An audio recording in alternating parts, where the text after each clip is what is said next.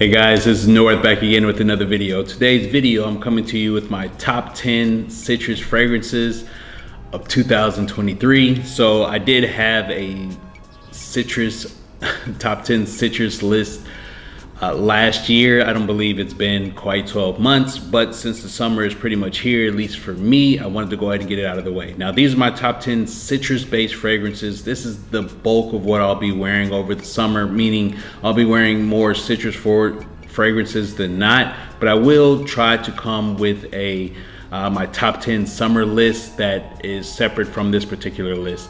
So let's go ahead and get it going. Now I have 11 fragrances here, so I'll start with my honorable mention. And this one is from the house of Dolce and Gabbana. And this one is Light Blue Forever Pour Homme. This one I remember picking up last year. I just had to get it when I smelled it because it's had this like super tart, in your face, grapefruit note in it. And so Light Blue Forever, this was the summer flanker from 2021, and some of the notes on it are grapefruit, bergamot, ozonic notes, violet leaf, and vetiver oil. This is a very strong fragrance. It is an eau de parfum concentration. I decided to keep on to this, not because I dislike it. I do have better fragrances, in my opinion, that feature the note of grapefruit than this. But this one has since been discontinued because every year they seem to come out with a different summer style flanker. I haven't tried the new one, so that's my honorable mention. Coming in at number 10 is from the house of Perris Monte Carlo. This is from their citrus line, and this one is called Mandarino di Sicilia. Mandarino di Sicilia. So this one was released in 2018. Notes on it are green mandarin, bitter orange, Petitgrain, blossom, and cedar. So this one is, like it said, it's a orange, not orange blossom, but like a juicy orange type of citrus fragrance. The reason why I have this one low on the list is just because I have better orange forward fragrances on my list. But these are great. The only thing about these is that they're kind of expensive for what you get. I believe retail they're $150. I got this for maybe around 60 bucks or something like that, so that's why it's in my collection.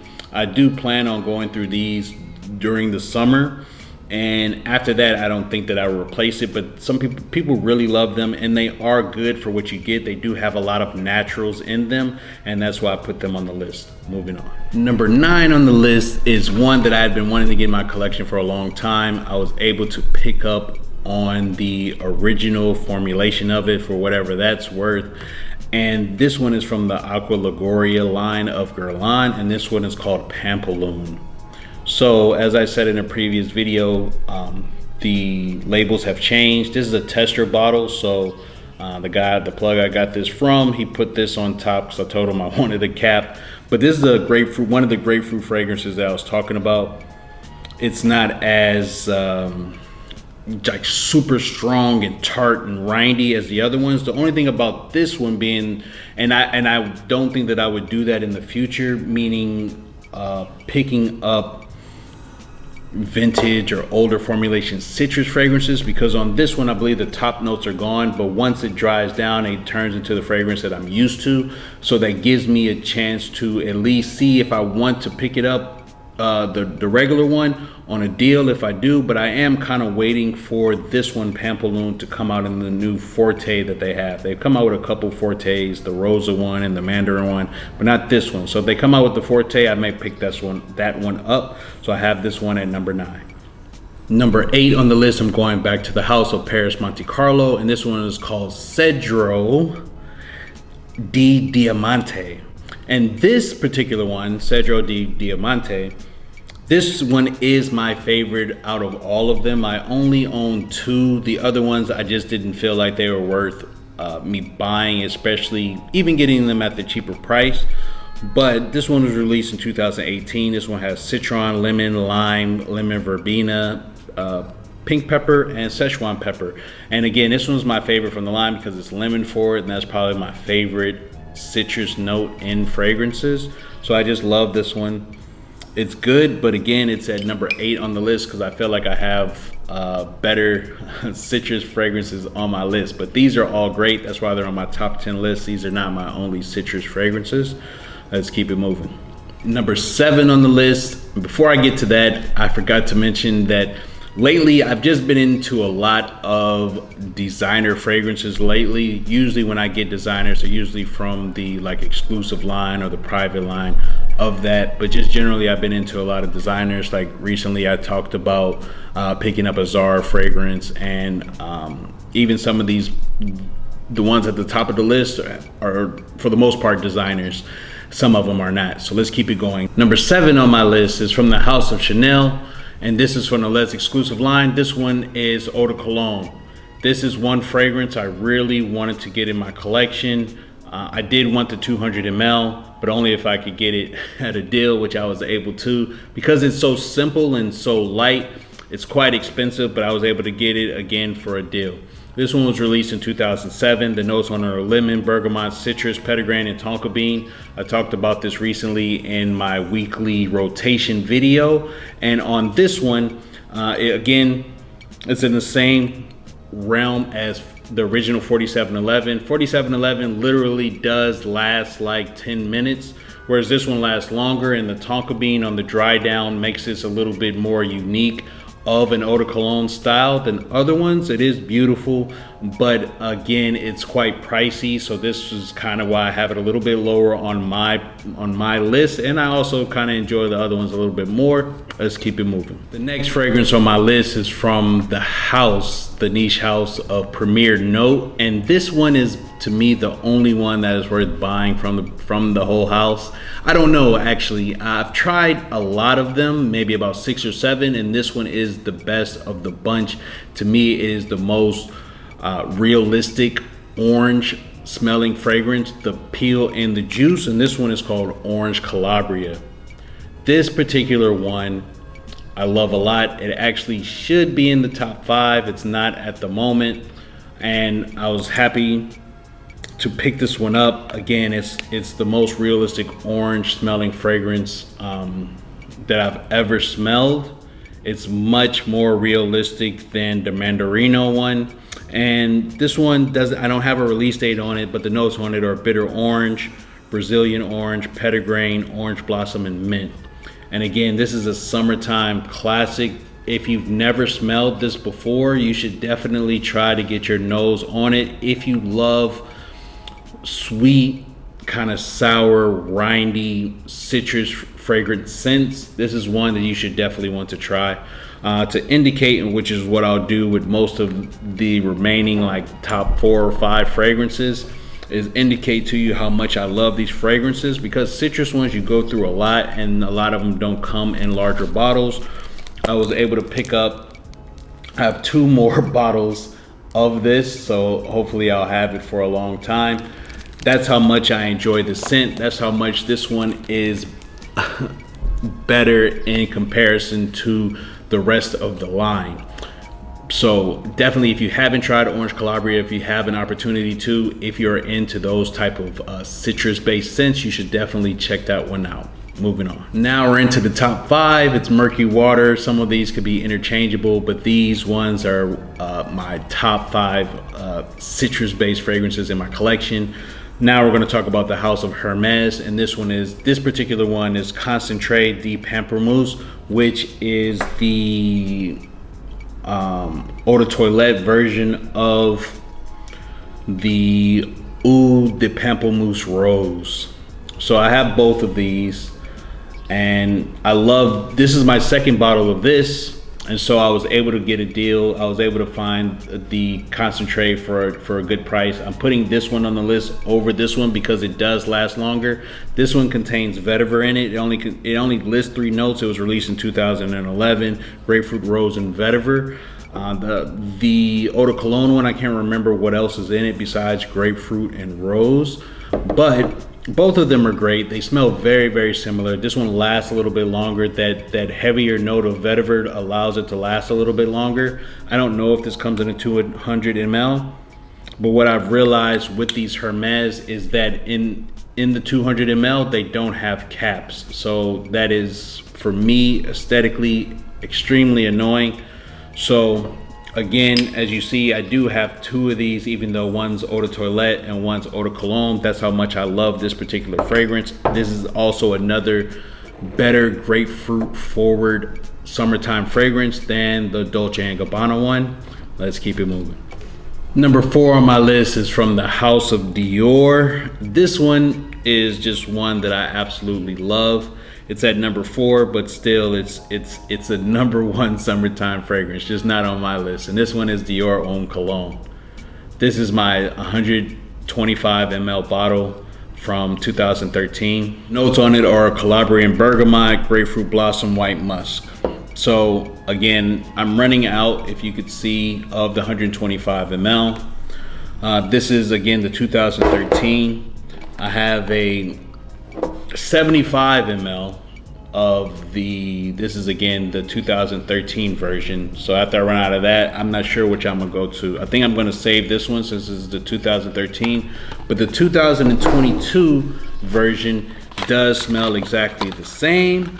And so that's what I'll be moving on to next. This is my 200 ml of the 2022 release before Francois Dimanche, I guess, retired. So I had to get it. They smell exactly the same, but I wanted a 200 ml bottle with these summer fragrances that I like. I would rather get a 200 or 300 ml bottle because you go through so much of it and it'll just last you longer. So I have that one. I believe I paid retail for this.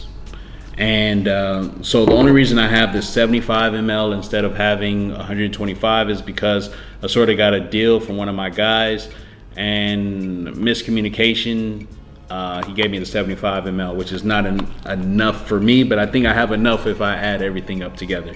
So that's my number 4, Dior Homme Cologne. Everybody's calling it lemonade in a bottle. I'm not gonna say it smells like lemonade, but it's so refreshing that I guess it's like lemonade in that sense.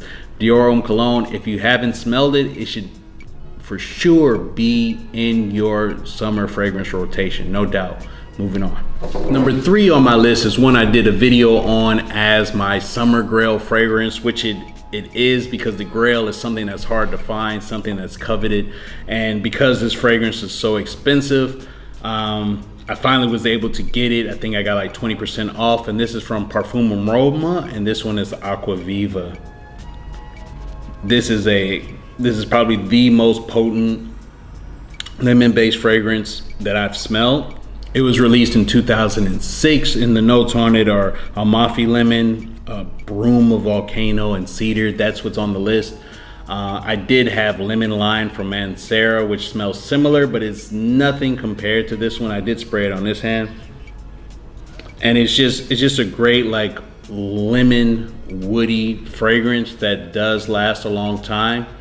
The reason why this is number 3 and not number 1, for example, is just because it's not affordable enough for me to have more than one bottle, and it's also quite potent. It's not like light and fleeting, which is what I'm personally looking for this summer in my summertime scents. This one's a little bit more potent. So this is one you can more get away of in like indoor settings that will project a little bit more. I still absolutely love it. It's just not number 1 on this particular list this year.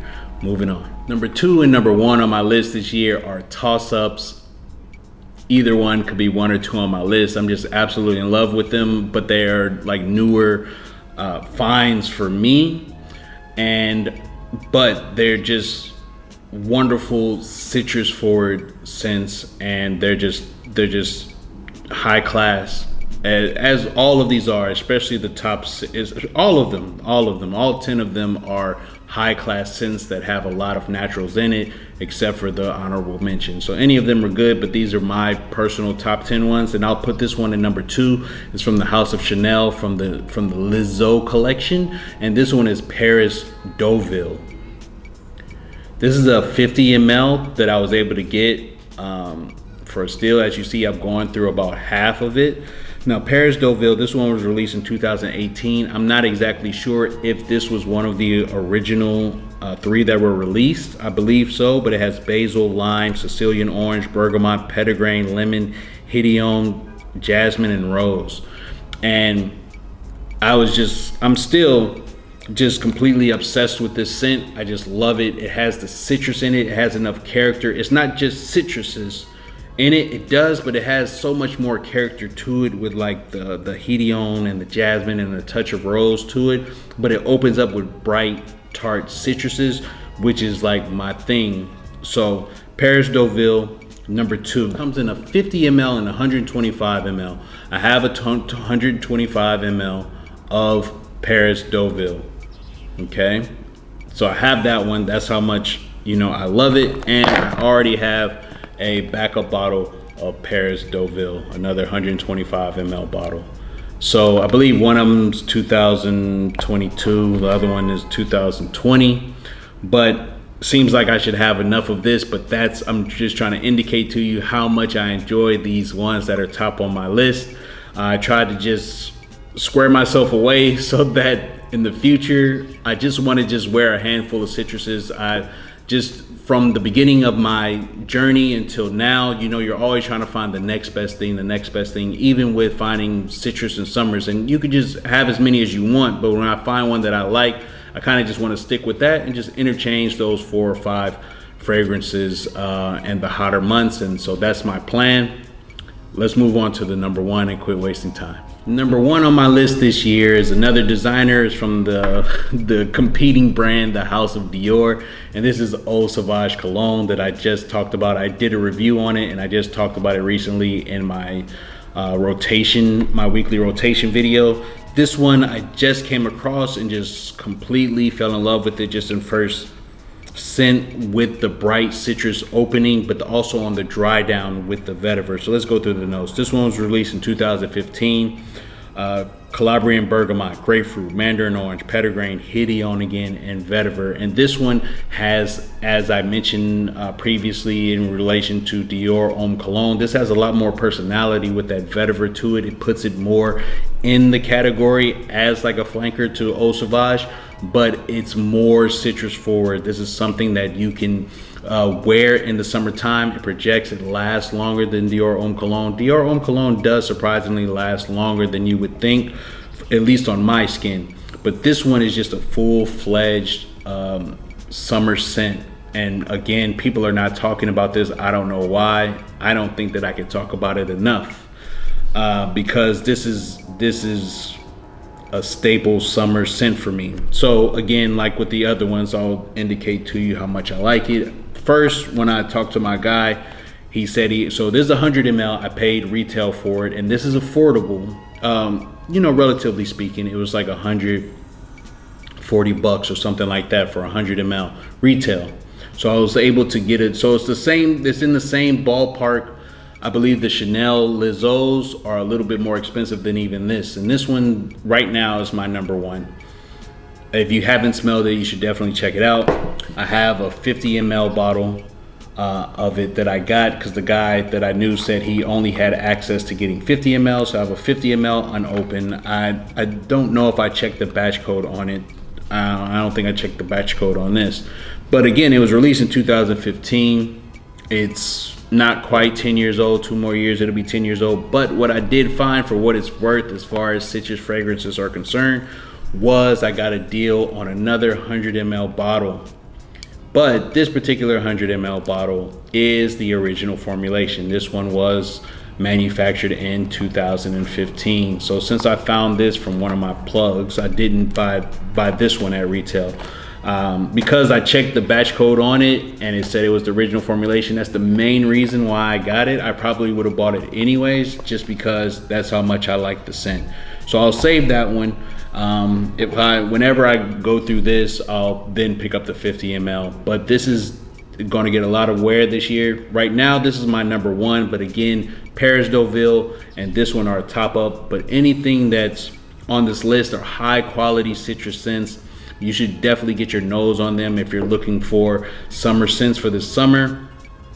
These are, in my opinion, like the elite of the elite citrus scents, in my opinion, for my taste, because I love citrus fragrances. That's my thing. Like incense fragrances are my thing, rose fragrances are my thing, resinous fragrances are my thing, and citruses are my thing.